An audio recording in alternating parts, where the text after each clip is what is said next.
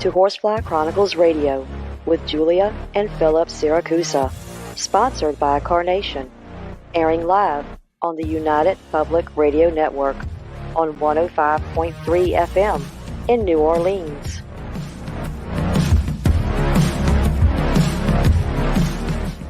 This show's entrance has been edited, produced, and directed by Gwen Clapper from Perfect Trust Productions, LLC. You can find us at perfecttrustproductions.com.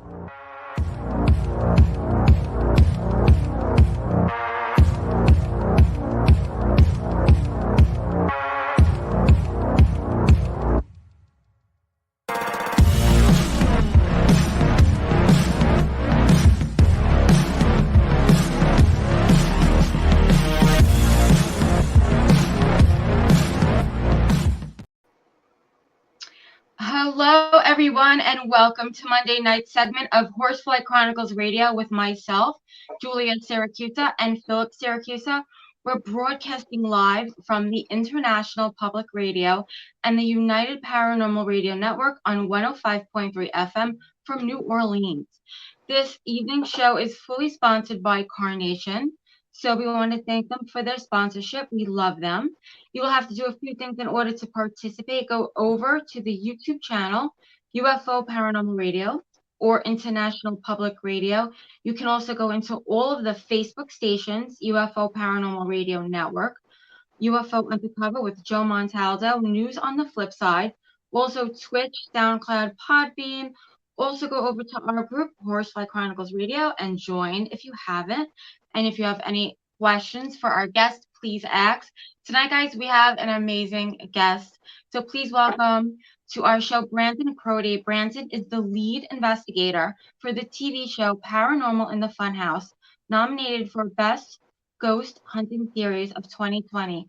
As of right now, they are filming their season 3 of their TV series, which is on Powerflix, Roku, Apple TV, Amazon, Fire Stick, and Facebook Live events. Brandon has been doing this for a career of 2 years and interested in the paranormal field since a child growing up in a haunted home. So you can check out their page on Facebook, Paranormal in the Funhouse, and their store at paranormalin.myspreadshop.com. So please let's welcome Brandon to the show. Yay! Thank you. I appreciate it. I'm happy to be on here. Thank you. Thank you for coming on tonight. Awesome. You got quite a resume. We're watching some of your stuff out there. I mean, you do some amazing work. And we always like to ask our guests, how did you get started within paranormal? Let's take us back on the clock. Well, it all started growing up, man, in the paranormal, just being around paranormal activity growing up in Maryland, Pasadena, Maryland. There was this house that was just really unusual from like friends, the family having weird experiences, from being pinned down in the bed to hearing people in the attic.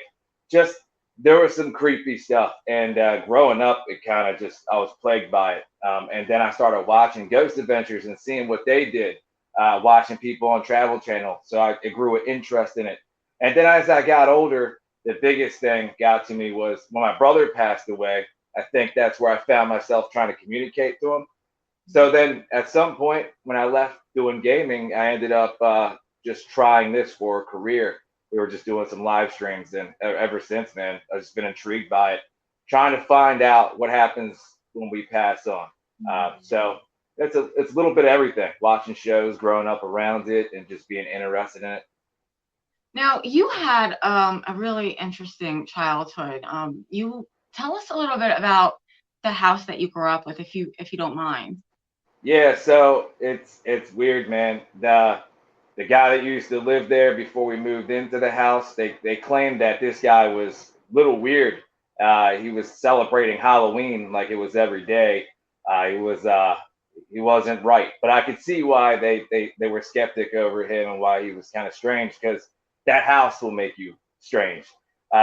Like my brother would stay in my room, the room that I had, and I thought it was just anxiety, but there was like people talking in the attic. The little attic where you walk into it would be moved randomly. The glass in the window shattered before. I had experiences where I called the police thinking somebody was breaking into our house as a child, but nobody was in there. Our dog growling. The one thing that he was growling at down in the basement a lot, I could never understand what it was. They all believed there's a story about his wife being murdered in Pasadena. The guy lived there before us, but it's just hard to explain. I've been trying to wrap my head around what happened as I got older, and still can't quite figure what was causing all this. I had experience with the Greys. I don't know a whole bunch about the Greys, but I believe that's what I saw. Tall gray figure standing over the bed. Had sleep paralysis as a kid, and ever since I've been battling anxiety because of that location. I want to go back there and investigate it now that I'm older, and film there and do a documentary there. But there's nobody living there. I can't get in touch with anybody that owns the property now. So it's just a lot of weird things. That's interesting, the Greys, because I've had an experience too that you said that. They were tall back in 2007. That's really interesting. Yeah, it's creepy. Trying to figure out what's the difference between this paranormal and these other beings, and it's kind of ironic. It's like you're like a lighthouse, right? Mm-hmm. Somehow you're like one of those people they know. That's interesting. What happened with the Greys? Anything? Oh man, so I remember. So the vision I have, what I remember as a kid was, I was looking for my mom because I was, think at the time, man, I was in the room and she had to come in there because I had a bad panic attack. So it was weird. It was like waking up in a dream state, and I felt like I was sedated, kind of like you were tranquilized. So everything was blurry. It felt weird. I was looking around for her, wasn't sure where she was. And I just remember above me, tall gray figures, big eyes. And my fear when I was a child was always aliens. I don't know why.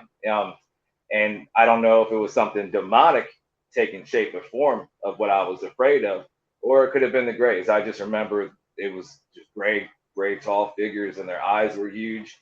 And I'll never forget that feeling and seeing them. It was weird, man. But the sedation part, I definitely remember. And it felt like you couldn't move too much. So that's really, really interesting. I had a similar experience. I find that interesting. A lot of people would believe that the Greys or aliens are demons, but that's not true at all, because look at the footage that NASA's getting right now, and they're, soon off the cuff to releasing something. Yeah. So demons don't build spacecrafts. Aliens. I definitely believe I would love to learn more about aliens and stuff like that, man. And step out of the ghost realm for once and look into it. I've been interested in it. And I think, I always had a big fear of it. I don't know why. I had a big fear of that, but talking to the dead, not so much, Yeah, well, because it's a different creature on the earth that can come through some kind of opening. It's interesting. I guess we'll find out as time goes on. Yeah, there's definitely some more things out there than we know. But it's interesting because again, a lot of people have ghost experience and encounters with the Greys, and the cryptids. So talk about the most unique paranormal experience that you had, compelling evidence. I'm trying to go between the both of these. Most compelling, man, we captured so much stuff over time. I would probably, man, I think it's kind of weird, I guess, because I wouldn't say it's most compelling, but compelling to the story of the goat man. So like when we were at Crybaby Bridge, a lot of people are using ghost hunting equipment, right, to detect things, to capture things. Well, one thing that we had was a walkie-talkie on us. And I think it was weird because all the stories about a man being there takes shape of a goat or whoever it may be, whatever it may be, we were looking for. Now, up to this point, we got a lot of evidence that shows for a fact there was a woman and child there, matches up the story of Crybaby Bridge. But the goat man thing, walkie-talkie went off. Instead of my spirit box and using a piece of equipment, walkie-talkie ended up going off, and it was the sound of a goat like baying or whatever noise they make, right? So I think that was craziest thing. That's kind of like where I got attention to our show. because of that. So I would say I was the most compelling to the story of the Goat Man and Crybaby Bridge. It was just strange. I couldn't explain it. We were doing spirit communication, but the walkie-talkie in my hip went off, and it was the sound of a screaming goat. And I couldn't figure out how that happened or why it happened, but it matched up to the story, man, of a cryptid, and it wasn't using any like ghost hunting equipment. It was a walkie-talkie. And that was in season 1, right? That you guys did that? Yeah. We did season 1. We did part 1, and then we did part 2 in season 2. But we've been there a few more times for like live events too. But yeah, this happened in season 1, and that was like before I joined Paraflix. We actually had that clip out, and everybody went crazy about it. So the Goat Man story is very compelling to me. I didn't believe much into the Goat Man story at first. I believed in the paranormal activity they had there and the woman and baby, but hearing a goat screaming through your walkie-talkie doesn't happen every day, and that was strange, man. That's definitely. There was an image caught there too, though. Somebody captured an image. We got an image here, a picture, and in fact, I'll send it to you when the show's over. In 2017, yeah. It looks like the Goat Man. I mean, I don't know really what it is. Yeah, well, you see the horns and it looks like a goat. So it isn't the Goat Man legend from Maryland? Yeah, urban legend in Maryland. It goes out throughout Maryland from like the Bowie area. Like there's crybaby bridges all over the place, but the Goat Man comes from Fletchertown originally, Fletchertown, Maryland. And then we were in Bowie. That was the big crybaby bridge. That was the one where they spot Goat Man out the most, and where they believe that they would find victims of his there and just corpses laying around. There's so many stories with them. So he goes throughout all Maryland, man. And they even spotted them a few times around this place called Forest Haven Asylum. But I think that night, man, we experienced something that sounded like him. I can't explain it, man, but yeah. It sounds crazy. That's interesting. It kind of like reminds me of like when someone crosses over and then somehow they come back and they don't want to leave the location that they lived in. Yeah. And then paranormal teams go in there and get pictures, and there are similar pictures that you try to make out, is it that family that lived there? And you have Goat Man, where it's not a physical, tangible being, but it's spiritual because it's seen in various places. Yeah. And it's a similar form, just it's a goat. But the Goat Man, I think the legend of Goat Man was, the Goat Man's supposed to be evil, correct? Yeah. Like I know that was one of the 72 demons that were mentioned in the book. Yeah, he definitely mentions a lot about the Goat Man being evil, and I believe that if there was such thing as the Goat Man there before us, he'd be gone now. And I believe that we were getting them in the afterlife. I think that's kind of what happened. Yeah. That makes sense. Wow. So Saturday you guys were at the Haunted Historic Inn in Maryland. Yeah. Maryland Inn at the Historic Inn, yeah. How was that? You guys did a really good job from what we watched. How was that for you? I appreciate it. We've been there a few times. That was another place that got pretty popular and where we kind of grew our fan base around. They're called the Historic Inns. There's 3 hotels connected towards each other in the same block of the historic Annapolis, downtown Annapolis. They have the Calvert House, Robert Johnson House, and the Maryland Inn. My favorite is the Maryland Inn. I did an episode there. We did a couple of experiments there in the past. I wanted to bring our new sensitive, our medium, Elizabeth, there for the first time, and then bring our sponsor with me.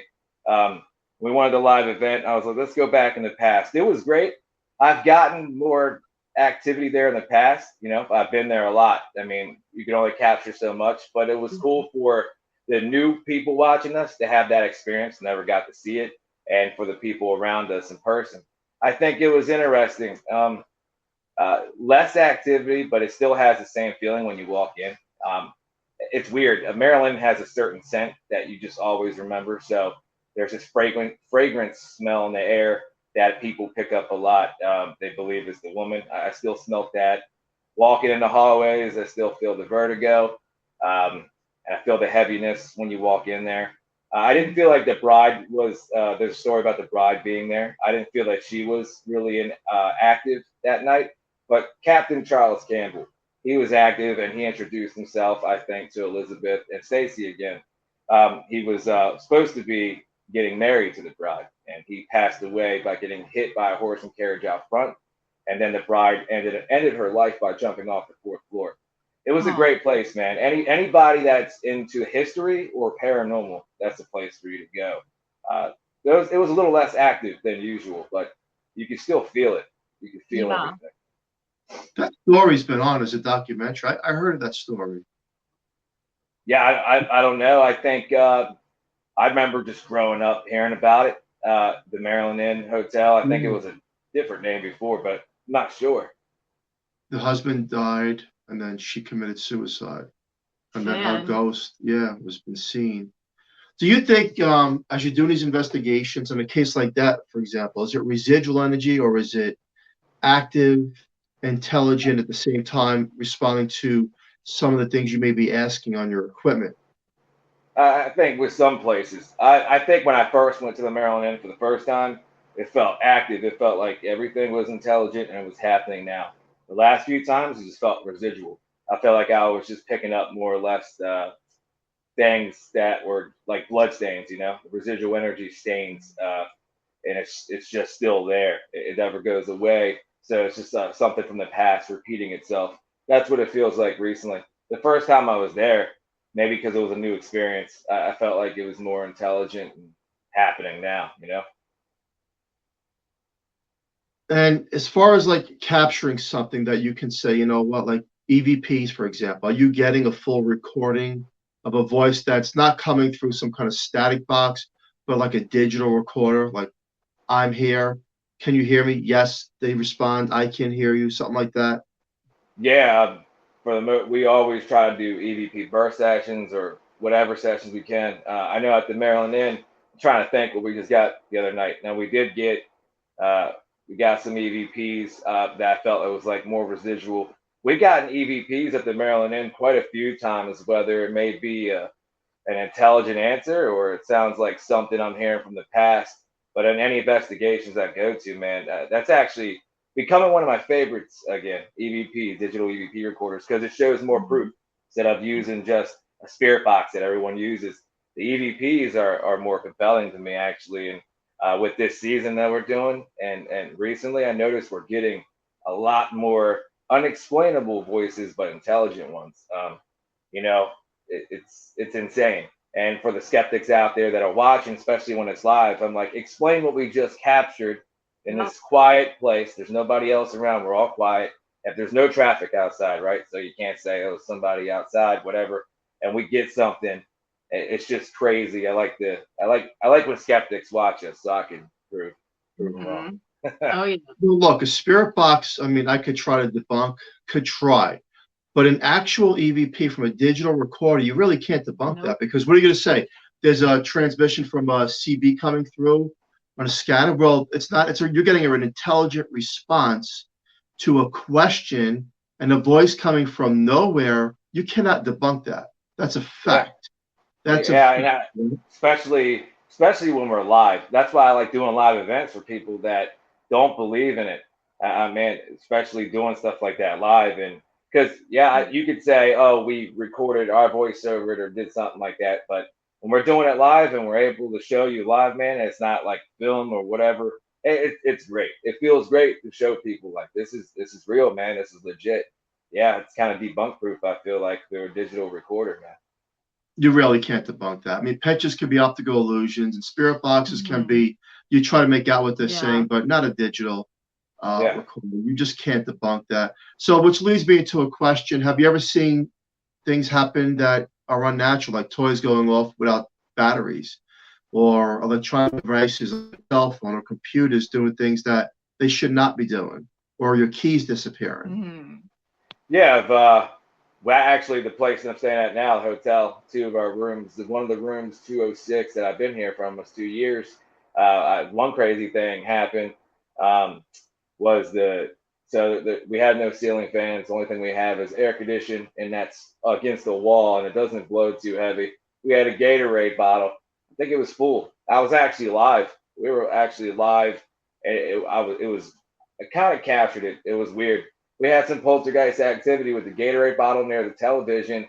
Ended up being it just flew off. My fiance was sleeping through all of it.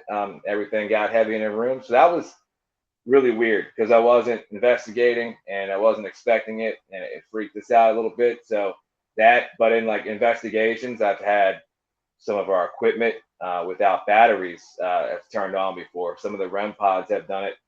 So it wasn't the first time experiencing poltergeist or unexplained events where something turns on without batteries. I could definitely say in the house that I grew up in, Pasadena, I experienced it a lot. Like I said, the attic would move, and I'm not tall enough to reach it, and nobody else is there at the time. You're watching it move. It would shake a lot. But yeah, I don't know if I ever captured really poltergeist activity on camera other than when I was live and we witnessed the Gatorade bottle fly off, and that was kind of spooky because it was the first time really looking at it and seeing it happen. And I believe that at the time, I think we were getting done season 1, and I think I had a few attachments with me. So we left, I think it was Crybaby Bridge, actually, maybe a day or two after. So I was kind of wondering if something followed us from there and started doing that. But we've been on live events before where the fans would watch and they would say they seen things move, maybe that I didn't see. But yeah, it's hard to catch, but it's a great thing to catch. I can tell you that because you can't explain it. That's true. It's hard to catch certain things, but when you catch it, it's like wow, And I always tell people, when we do investigations, take pictures when you don't want to take pictures. And they would say, well, why? Because there's a power of thought that some of these things can actually trick you and deceive you. When you say, well, I should take a picture. No, just keep taking pictures all around you. Yeah. You never know. And sometimes you get things that, hey, I'm glad I got this behind me because I didn't want to do this picture. And it's scary in a way, right? Because you're being watched. Yeah. They're observing. And it's an active intelligence of a being that was once. Or my question to you would be, is some of these things possibly mimicking the human form? Oh, yeah. Yeah, I believe that some of them are mimicking us. And, man, I mean, that's happened a few times. It's like where you're talking, you think you're talking, for example, you think you're talking to a child, but you're not. And it's pretending to be a kid. I do think that happens a lot. That's happened quite a lot to us in the beginning of our season, where pretending to be somebody else, basically, whether it was in a photo or their voice. That's happened a lot. So I do believe that that's true. I know some investigators may not, and I believe it happens. I mean, usually I do think it's darker energy when it comes to that, and they're mimicking and pretending to be somebody else, especially a child. That happened in Glen Burnie haunting we did. Thought we were talking to a kid. It was really the same dark entity that was down in their basement, just coming upstairs, pretending to be somebody new. Yeah, there's a lot. They're very tricky, and we've had a lot of the mimicking and the photos taken here. Wow. If we have pictures of me, the kids. Well, yeah, I heard my wife's voice, but at one point, she wasn't in the area where I was hearing the voice. So that mimicking, that's the scariest thing, right? Because now you have to say to yourself, look, as a paranormal investigator, why are they doing this? The other side, why? What's the reason for that? Is it like they're using us as bait to use our energy and trick us and deceive us? Yeah. What's the motive on the spiritual side behind doing that? Your thoughts? Oh man, I don't. I asked myself that question. I don't know if it's to scare us. Maybe to scare us, or maybe they get a joy out of it. I don't know. I think that's still unanswered for me. But I guess I'm just gonna say, yeah, I think it's just to put fear in us. Maybe to make us leave, get out. Stop doing what we're doing. But definitely the fear. I feel like it's putting fear in us. They, because they do say evil entities, feed off your fear. So maybe that's one of the reasons. But yeah, I hope I can find that answer, or somebody can. I don't feel like it's completely answered. At least not for me. I've experienced mimicking, but it just put more fear in me than anything else. Yep. That's scary. That is scary. You rang on something you said a little bit earlier, was you had sleep paralysis. Yeah. Can you talk about that? Man, I always thought it was a health issue, and I don't even really think doctors know what it is. I've had it growing up in Pasadena. That's when I first started experiencing it, and I still get it off and on once in a blue moon, where you're in the bed, and so you're about to go to sleep, or you wake up, your eyes are open, but your body's asleep, right? You can't move. I can't move anything. It's like you're paralyzed. It's scary. It feels like I'm gonna stop breathing or die. It's like sleep paralysis just makes your body numb. You're completely still. You want to scream out for help. There's been times where I want to do that. I couldn't even do that.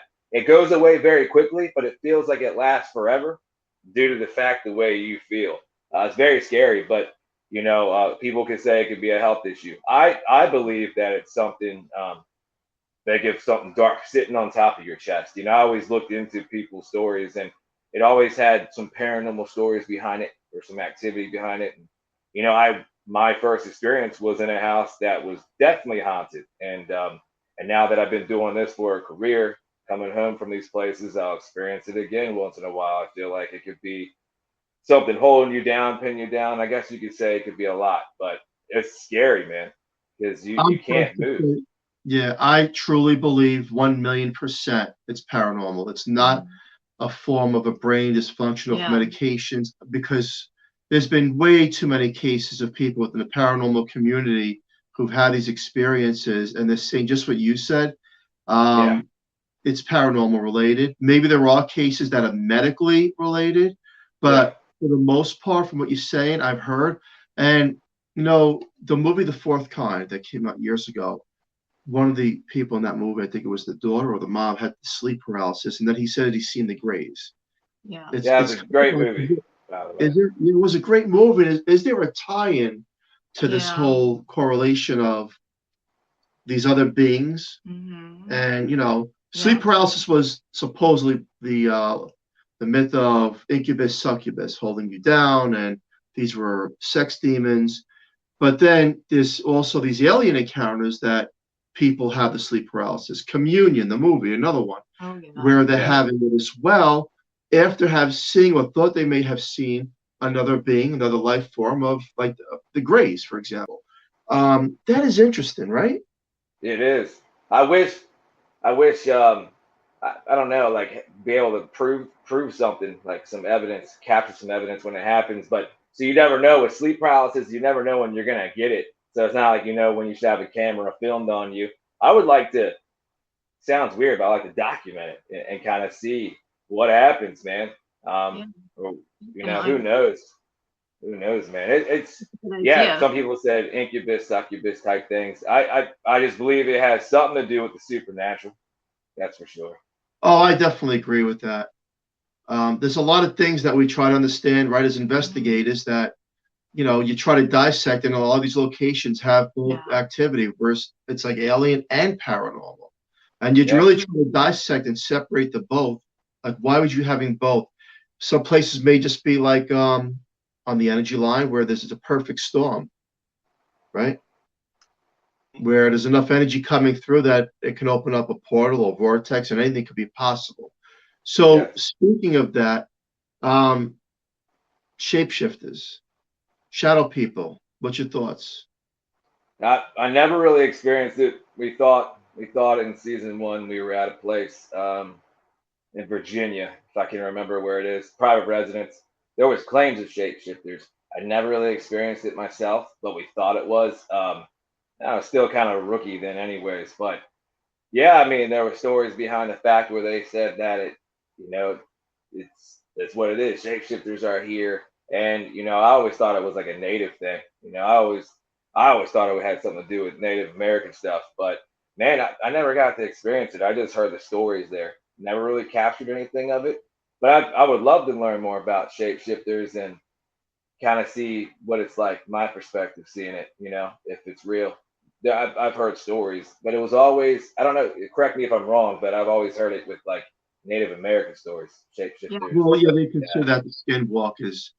Yeah, basically that. The tribe would do these ceremonies and use false face masks to scare off the rivals, but somehow they had a connection to the underworld of spiritualism, and which they do. And is it possible that there's a connection where they can do these things and curse land? I kind of believe it in a way, because look at all these haunted locations. Some of them, what's Skinwalker Ranch, for example? There's enough people to go there. Definitely. I've talked about that before. I would like to go there. Skinwalker Ranch. Oh yeah. I mean, there's just so much going on over there. There is. There's a lot. It's like exciting for me. It makes my adrenaline rush. Wow. What about the shadow people? From the shadow people? Yes. So yeah, so like a black mass or a shadow. Some people may think that's dark. It could be both. My opinion, it could be both. I mean, there's places we go and we captured something, and there's dark energy there from what you captured, the feelings, the experiences you had, and I can match that dark mass, the black mass or shadow figure, to what we just captured and saying it's dark. But you can also capture it and say it's just a spirit. I don't always think it means it's dark. Maybe a few times we encountered, like in Glen Burnie, the black mass they see, the dark figure they see. Yeah, it was dark. They weren't lying. But I've captured a Grand Midway Hotel before, a black mass, shadow figures, and nothing felt evil or dark there. Not to me, or I couldn't match up the evidence to it. But a lot of people will tell you that a black mass or the dark shadow in the room, is the boogeyman. It's dark. It's a dark entity. I don't always believe that. Yeah. It's a big question. You really don't know up until you have experience. You said you had an attachment. Did the attachment come through any kind of a dream state where you've seen someone in a dream that you didn't recognize in the physical world, but it was after an investigation? I have had things like that before. That was Crybaby Bridge. I did, man. I thought it was just because I spent so much time there. That's why I was dreaming about it. I remember seeing in a dream baby and seeing a woman in the past, and I never seen them before in person or seen them before in a dream. I've had, several encounters. I should start writing these down, actually. It would be quite interesting. I think a few times, man. Crybaby Bridge, I don't know if I had a dream of the goat man, but it was always more or less the woman and baby. And I never put two and two together and thought that's what those were. Or after we leave a place, we just get a very vivid dream. So like after that live stream we did recently, my fiance, Stacy, co-investigator of our show, just had a dream after investigating there of something really scary, something. I died in the dream, and she felt like that could be something related due to that investigation. I'm curious about that too. Now she brought that up. What a coincidence! It's not a coincidence, because a lot of investigators that we interview say that in the dream, after a day or two after an investigation, or even that current night when they go to sleep, that there's people there and things that they think came from that location. And we all know that the dream state is the most meditative state. So then if a spirit's saying, hey, you came to my home, now I'm going to go through yours, through the mind, through the consciousness, it's interesting. And then is it possible that some of these beings or entities may not be so friendly, and then they are possibly causing the sleep paralysis as well, where they're holding you down? I've had that experience years ago, and I know it's frightening. When you can't turn, you can see, but you can't move. And you feel like you keep getting pulled into it with the pins and needles. And that is, quite frankly, that's very scary. And why I say it's not medical is because the bedroom door shut when no one was home, usually in the living room. Wow. And the door shut by itself, and I felt like that was it. This thing just hovered over me, pulled me down. I couldn't breathe. And all of a sudden, I was like frozen in time. Only I could see, but they could hold you down, these things. So it's interesting. I believe it. That's why I would like to document it. Yeah, how the spirits can do these things. We go out there and investigate and say, well, I could do this and I could do that and I can capture a picture, EVP, and they're probably saying, well, let's show you what we could do. Yeah. In their own form, like we're going to be in your dreams, like a Freddy Krueger type of thing. And I tell you, I think I probably had more dreams about some of the investigations that we did afterwards. They say you don't remember all your dreams, and now it makes you wonder how many times have they visited us in our dreams afterwards, and we just don't remember. It's true. That's most definitely true. It happens true. to me a lot. I can't really remember too many of my dreams. But I have a question. So Stacy, your fiance, you guys blindfolded her on Saturday in the investigation. Can you tell us why? Oh man, yeah, she's standing right there. Actually, we blindfolded her a lot. Recently in the new season, we've been doing it. So we do the Estes method. I learned about the Estes method like everybody else, watching somebody and learning about it. So, or the SB7 experiment is what they call it. So you could close off your senses. You put them in a room.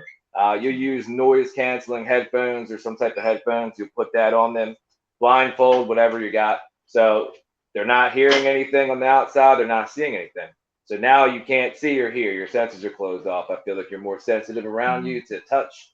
Now we're going to use a spirit box. So sometimes, we'll put a spirit box on her, and I might stand far away from her on the other side of the building or down the street or another room, and I'll use a walkie-talkie or not use anything, and I'll just talk and ask questions, and it'll be filming on one side for me and the other side for her. So that way I can hear what she's getting.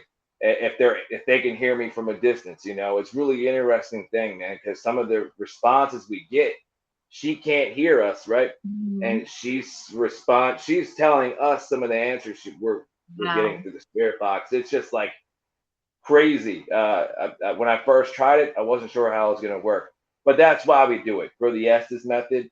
Or sometimes we do it because, well, we got to see what happens when you're alone and you can't feel or see. And it's a scary feeling. I've only done it a couple times, but we draw names, and usually it's her. So, wow. For that. That's a pretty good experiment. It's really cool. Yeah, I love it, especially when you use a spirit box. So let's say I'm talking in the walkie-talkie from across the building, and she can't hear. We always test it out. The spirit box is blasting. Noise cancellation, headphones on top of that, so she can't hear. And she just picked up the spirit voice saying whatever to answer me from down there through the walkie-talkie. It's cool, man. It's something you can try. It's hard. We brought a skeptic on our show to do it, and he couldn't explain it. He heard my name too. I let him do the Estes method, and he heard my name, and it's an interesting thing. I think I seen something like that on Destination Fair, where they were in one of the buildings, and maybe one of them got called through on the walkie-talkie, but it wasn't that person. That's kind of interesting. It's a great idea. Do you think that spirits are everywhere? Like anywhere could be haunted. We call it haunted, right? But let's just say the active world, like you can go out into the middle of a street and use your equipment and capture things. Is that possible? I think I can go to McDonald's down the street right now and capture a ghost. I think so. Yeah. I think they're always around us. I think just more places are more active than the others. Some show themselves, some don't. And, we talked about that before. And that's what we're doing with this season. We're going to places that may have a lot of history, but not really known for hauntings. So I can experience something new and everybody else can. Because a lot of people repeat themselves and go back to these big name locations because of the stories. But I want to prove that you can go anywhere with history, without it, and show that there is activity. There is spirits that just don't show themselves or not as noticeable as much, but you can find them. And that's what I'm trying to do with this season. It's true. I would agree with that. So let's talk about your show. How did the show come together? Well, I was a professional gamer on Microsoft, a horror content creator. I love horror. Well, Microsoft traded me off to Facebook. The gaming thing, I got tired of doing it as a career, and it wasn't working out. So when I got into doing live investigations, people started noticing and seeing it.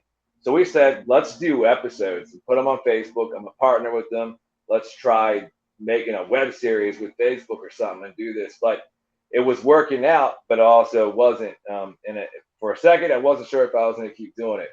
but I ended up getting noticed in groups by people. Natalie Jones, CEO of Paraflix, and she had this great idea that her and a few other people put their minds together, and they were like working on a network, basically Netflix, but the paranormal. And she contacted me and was like, I love what I saw on Facebook. Would you like to work with us? We're about to release this TV network. A lot of great things about to happen. So she came across me. But I gotta give props to, the groups on Facebook for sharing us out like that, or we wouldn't have gotten noticed. And Wow. I was like, I took a gamble. I wanted to try it. The network wasn't out yet, and it's grown already like so much. It's on Roku and stuff now. At first, it was just on your phone. So it's cool. Basically, the Netflix of the paranormal. Us people that are into the paranormal world, and we love this stuff. Netflix doesn't carry a lot of that, and it's hard to find it other than Discovery Plus and stuff. And at the time, man, it was pretty big, and I believe it's going to be bigger. It's growing bigger. So yeah, I gotta say thanks to her. She came across us, found us. If I'm not mistaken, I think it was Glen Burnie Haunting was at the time where I was ending it on Facebook as episodes, and that's where we got picked up right about then. Congratulations, and you guys are on your 3rd season, and it's a great show. You're doing a great job. Oh, thank you. I really appreciate it. Yeah, we filmed a lot this season already, but editing and doing production, man, it takes forever. So I'm a little bit slower because I got some health issues stopping me, right? But I got so much more. This season is different from anything we've done. The places, the experiments, the feel of it, just watching it. So I think everybody would definitely enjoy it, and I really appreciate it. That's really good. Yeah. Knowing that you have this ability to communicate through paranormal equipment, has any loved ones ever tried to communicate with you that you know? Yeah, for sure, my brother. I mean, when this is all, one of the biggest reasons after he passed on why I wanted to try to communicate more with people, because he was trying to communicate. It was a lot of experiences, whether it may be through a message that you noticed or activity in your room, to feeling him, sensing him, smelling him. There's a lot of ways that he was communicating. But I think that there has been people like friends of hers or friends of mine or family members that have passed on, just can't put a finger on who it is, been trying to contact us more that we did do this now. Because I think after you pass on and somebody that does this for a living, you're gonna want to talk, right? So you're gonna go to them. So I think that's happening a lot over the past couple of years. But I think for sure, my brother, I just can't put a finger on who everyone is. But it's interesting. I do think if you do this for a living, whether you're a sensitive or just an investigator, you're more open to it. You're more sensitive to it. So they come out and speak to you, and they know that you can give them a voice. Yep. So that it's safe to say that someone who loses a loved one in the physical world, because of what you know, it's possible to communicate with those that have crossed over. Yeah, that's definitely possible. So like it's not over when you're gone. It's not over, man. There's still life after death. I definitely believe that. Your family and loved ones aren't gone forever. It's upsetting because you lose them in the physical world. You can't see them anymore. You can't talk to them, but it's not true. You actually can. There's ways to do it. I know people feel different about it, like whether they want to get in contact with them or not, but they might come talk to you. It's definitely true. I've experienced it. I know a lot of people that have. I definitely agree. Look for the signs. I believe the spirit world is very active, and those that cross over, you can feel sometimes. Even songs. A lot of the things are songs. They come from songs. Oh yeah, it's like subliminal messaging, kind of, right? That they send you sometimes. My brother's at first was actually a bird. It was a cardinal. It sounds crazy. I didn't know that there was actually a definition for a cardinal that's supposed to be your loved ones. I didn't know anything about it until I found out. But it was him. I remember it hitting my apartment window a couple of times after he passed on. I ignored it, brought it up to Stacy. Then I seen a cardinal every morning the first month after he passed on outside. And then when I left, it was following me around the first few months after his death. And now I don't see him as much, but I could tell it was him. That's why we have a cardinal at his grave now. I know it was him.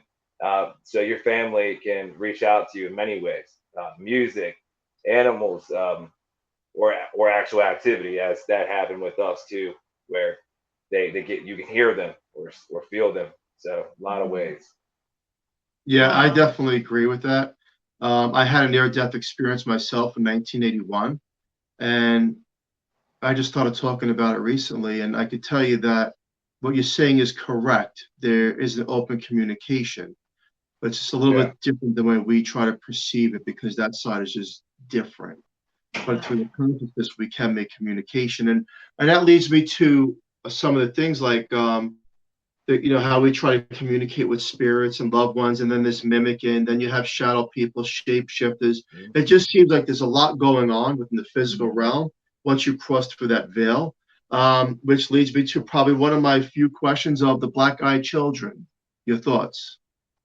You said black-eyed children, man. Yes. It sounds creepy. I never like really experienced or seen like a child that would look like that. You know, when I hear black-eyed children, I mean, first thing you're gonna think of is, dude, that's a demon or dark. So, my honest opinion, and maybe I think that's what it is, something demonic taking shape of a kid. That's what I'm gonna say, because I haven't seen it yet, but I don't know if I would want to. I don't know. Definitely would not want to see that. Yeah, some of these things you don't want to see. I mean, because you really don't know how we're going to handle it, right? I mean, especially if it's face value in front of you, you don't know if you're going to have a heart attack or, and talking about, this is something I want to talk to you about. I find this very, very important. I've been doing these interviews for years, and I don't think it's coincidence. A lot of people, including myself, have medical conditions that came out during, after, a year after investigating. And now we do talk about factual things that spirits, negative entities can make things go off, on and affect electricity and toys and the mind and the sleep paralysis. So is it possible that the spirit world, if they are some sort of malevolent, the way they use our energy in the physical realm, we get tied during investigations, or batteries are drained during investigations, is it just possible that they can all be taking us out slowly? Because there's a lot of people that unfortunately are not alive anymore within the paranormal that we've spoken to that were okay, but it just seems like some of the investigations are like tag-alongs, like there are these things that don't leave them. And, I just want to hear your thoughts. What do you think about that? Yeah, so for real quick, I don't know if I heard you right, but you said you had health issues over time after doing these investigations too? True. So see, I hear that a lot, and I believe that. So I had health issues prior to this, but I gotta say I've gotten worse, and it's weird. I actually been questioning that if this is slowly draining me like it does your equipment, like a battery, my health. My lungs have gotten so much worse, and I've been very careful about protecting my face when I go to these old dusty places and stuff with my asthma, and I know that it's not that.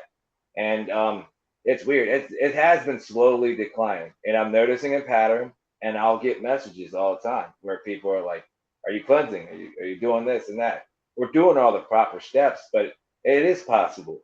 I do think over time that you're drained. We are a battery, if you think about it. We're being drained. Because I don't know if you guys have it, but I have paranormal hangovers all the time. I know I'm being drained. Yeah. So, but the health thing, I think everybody's just got to know when you step in this field that there's a chance you take with your health. I can't say if it's for a fact they do decline your health or not. But from my experience, yes, you're being drained for sure. And my health has gotten worse. And I do believe that it could be attachments, or it just could be from all the life they're sucking out of you, Well, look, let's face it. Look, the reality is they can drain a battery, right? You've seen equipment go dead, and you can't explain it, and it happens at these locations. So what do you think is happening to you after the battery goes dead? They're saying, okay, well, I'm going to leave him alone. When you talk about the paranormal hangover, that's affecting us. Yeah. Right? So now they're using us because we're energy as well. Yeah. So exactly. I think it's so interesting and widespread that I just I had blood work done after one investigation. I was very tired and fatigued, and the vitamin D was so low they couldn't understand why. It was like, yeah, like that was being drained out of me. Something was depleting me. So couldn't it be an attachment that these things just say, hey, I want to use this person as an energy vampire, and not leave them alone. It's still to be determined, but it's so interesting. I mean, it makes sense. Yeah, it definitely does, and a lot of people probably feel different about it. I get messages all the time. I won't say every little health issue I get is from it, but I can definitely tell over time. I mean, the past 2 years, it's declined. I do say that my lungs gotten worse. I've had some more stuff, but they're definitely draining you without effect. You are a battery in these situations. Yeah. Yeah. Well, this has been a fast show, a good show, and a very, very knowledgeable show. They always go so fast. Hey, well, I'm glad to be on here. I loved it. I got to finally meet you guys, and now I can start coming by and watching your shows. You guys have so many links. I get to watch and listen to you guys all over the place that I'm excited for Funhouse fans to come by and meet you. It was a great opportunity. I wish I could be on the PC, better setup for you guys, but internet. No, you look good. In fact, you and I were talking maybe one day. You're not too far away. You could actually come to the Horsefly Chronicles home in Easton, Pennsylvania. Well, we go to PA a lot, man, and we'll be filming some more in PA this season, so I would love to. Yeah, and experience things that are unknown. All right, so where can people find you, and what do you have going on? Well, for everybody who doesn't know, my nickname is still Fun Uniform. It's because I was a professional gamer. It just stuck around. And they won't let me change my name on Facebook yet. So I'm big. I'm a partner on Facebook. I'm big time always on Facebook. I'm never on really other social medias. So you're going to find me on Facebook.com/fununiform is what we'll do, like live investigations, our events, keep you updated with our show. And then there's a group called Paranormal in the Funhouse. You can literally just Google Paranormal in the Funhouse. You'll find us on Paraflix. You'll find anything we're featured on. Paraflix is easy, guys, man. You get on your phones, tablets, computers, Roku TV, and other amazing networks, man. And our show. Just don't forget our show's name, Paranormal in the Funhouse, and you'll find us. You'll find us. Just Google it. Well, awesome. Thank you to you and your team for doing what you do out there, and thank you for coming on tonight. We appreciate it. Thank you so much. Awesome meeting you, and very knowledgeable. Yep. It's been a great show. All right, Julie. Thank you. Special thank you to Carnation for sponsoring the show. We love them. Join us next Monday night at 8 p.m. at 105.3 FM from New Orleans. Thank you so much, guys, and have a great night. Everyone have a safe, great night. We'll catch you next week. Thank you.